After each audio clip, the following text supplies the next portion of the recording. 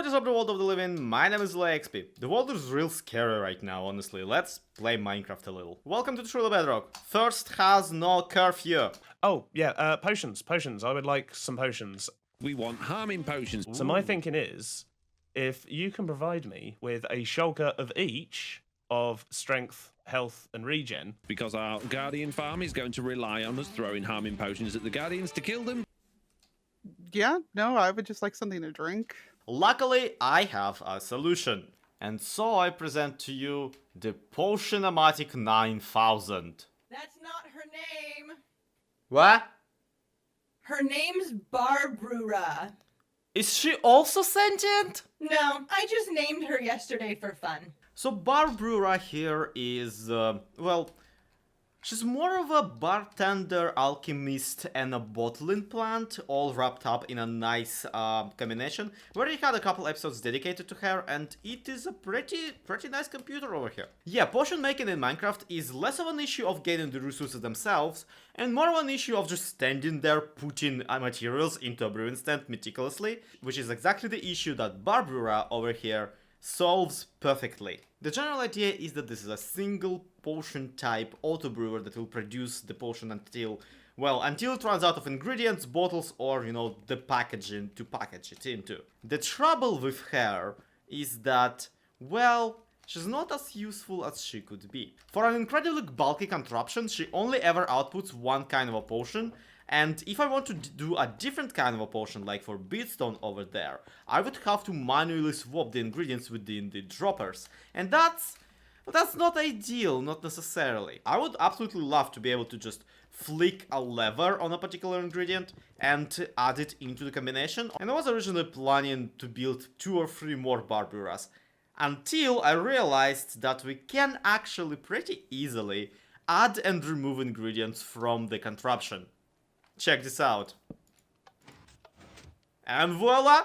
And if we just make these dropper piston contraptions for every single ingredient, then we'll be able to easily do just that. This still will require me to, you know, get the entirety of this butt end of the contraption recombobulated, but that's a sacrifice I'm willing to make. And yeah, if it feels like I'm in a little bit of a hurry to finalize the design of Barbara okay, there's a reason for that. Check this out. This, basically 20 blocks away from me, is Beatstone's baselet. Apparently he wants to actually start his own shopping area around here, you know how T-Storm has his ones.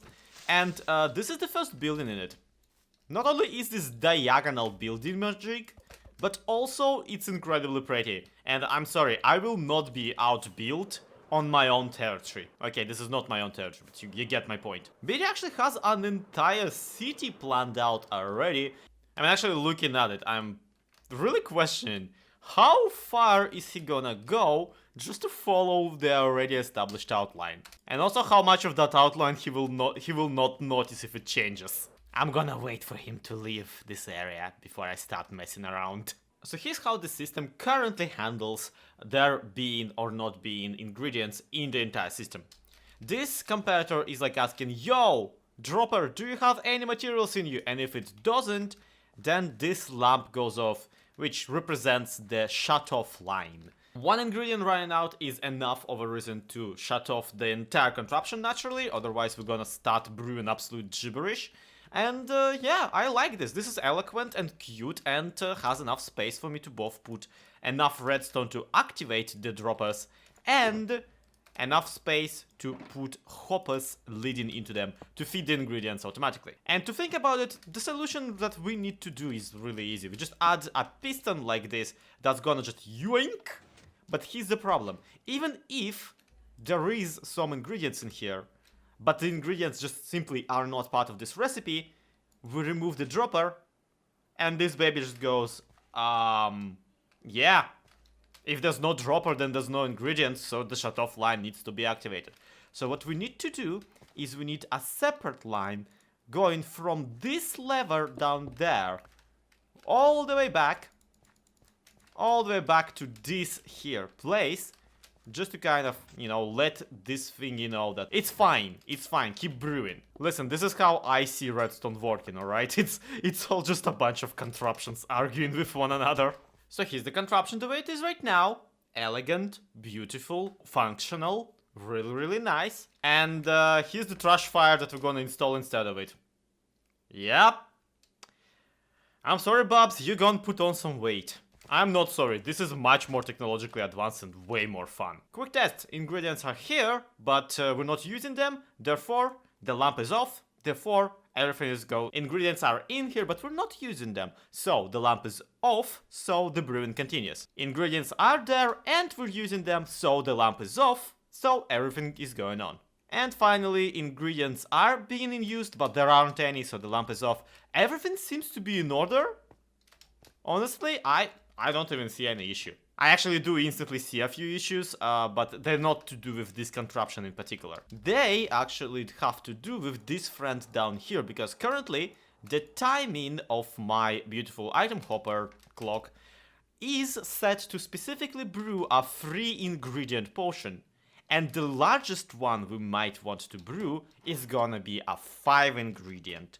So we're just gonna double this because I think that's how it works. Question mark? But it is actually kind of irrelevant because we will have to move the entire tail end of this contraption. I just looked up, there are 18 potion ingredients in the game. Yeah, the tail end's gonna get big. Woof. So this is a lot of what I like to call decompressed redstone. So this line dispenses all of the ingredients. This line tells us if the ingredients run out and we need to stop dispensing immediately. Everything's yada yada, the entire contraption should work. Except they ain't got any ingredients in it yet, so we also need to decide in which order they're gonna go, because some ingredients, like for example glowstone and redstone, need to be at the very end. Dragon breath can be at the very end also. Some ingredients are mutually exclusives, so potentially if I was, smarter than I am already, I could do an OR gate logical gate on it. Meaning that if the lever is up, for example, you dispense a glowstone, if the lever is down, you dispense a redstone, that kind of stuff. You could potentially rig it so that out of, say, sugar, carrots, rabbit food, pufferfish, like all of those ingredients that are incompatible with each other, only one can be activated at a time. However, counterpoint, this is how big the scheme is already. Second counterpoint, I'm not a complete freaking moron. Citation needed. I can figure out the recipe. It's all on Minecraft Wiki. Speaking of the recipe, you wanna see how much of a bad Fox in our tail is? He wants instant damage throwable potions. And that would require, for one, two, three, 4 different ingredients, not counting the nether wart. But also, out of those ingredients, glistening melons are 2 other ingredients, being melon and gold, and the fermented spider eye is 3 different new ingredients, being mushrooms, sugar, and spider eye, which by the way, spider eyes themselves are already an ingredient. So yeah, even the recipe for the potions he needs is annoying as heck. Really, no ill will towards Foxy himself, but he sure has a way of being a little bit cumbersome. Like, take a look, he wanted to offload some golden carrots, and here's what he flipping did. In the middle of another hub. Just a single chest, not even a shop. Come on! I will have to buy all of this just to free up the nether highway. Actually, here's a thought. I don't need to give him the payment back, right? I'm gonna leave his payment in the middle of his base, just so he knows how it feels. Here you go, and here you go. Stop leaving your stuff in the middle of the hub. Also, I bought all of it, here's the cash. So that takes care of night vision potions for a while. Let's go visit Beatstone real quick. I'm pretty sure he has some spider eyes for sale. Oh, hey, Zly. Hi. Spider eye. You got? Yes. Thank Yeah. you so much for that sand. Have you seen what I've been able to accomplish with the sand you dropped off for me? I will have, my audience has no flipping idea what you're talking about. Ah, I see. Well, thank you for all the sand. You gave me so much sand. I managed to get this entire hole done. camera. So I'm just gonna take out 9 stacks of it because I'm assuming this is just garbage for everyone but me and maybe yes, Foxy. but Thank you. I've got something else that may be of interest to you as well. Do tell. On the bottom row, see the rabbit feet? Ooh. You can have those as well, Zloy. As a thank you for all the sand. Thank you. They give jump boost. Nobody's gonna want that. But for completionism's sake, I need like a lot just to fill it in, just to, you know, bragging rights. So thank you so much. This saved Exactly. me actually a lot of like left clicking a rabbit. Yeah, so this is probably enough mushrooms and sugarcane to go with the spider eyes. Who would have thought that the podzol thing actually is going to be really useful? The trouble with that, though, is that even with all of the ingredients now set up and the auto-brewer officially brewing, this is still gonna take a while. We have 5 ingredients to smelt into the brewer every single cycle, so that's gonna take quite a while. And I do need to be around to actually load this thing. So, what can we do while we're still here?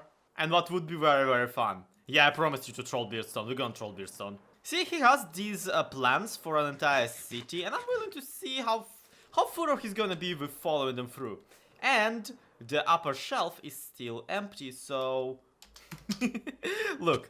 He's using white wool. I don't have white wool, but I do have quite a bit of snow from, you know, that other prank we did. I wonder.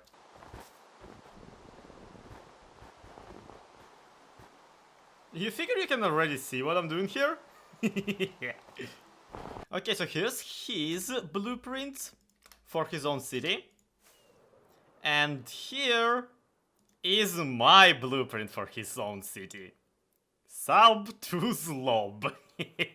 Actually, this kind of says sub to Slol. I need a more pronounced boompus on the B. I also might need to split it into bigger, or rather smaller and more diverse rectangles, because these ones, yeah, they are much like concise, even though the general shapes are approximately as big.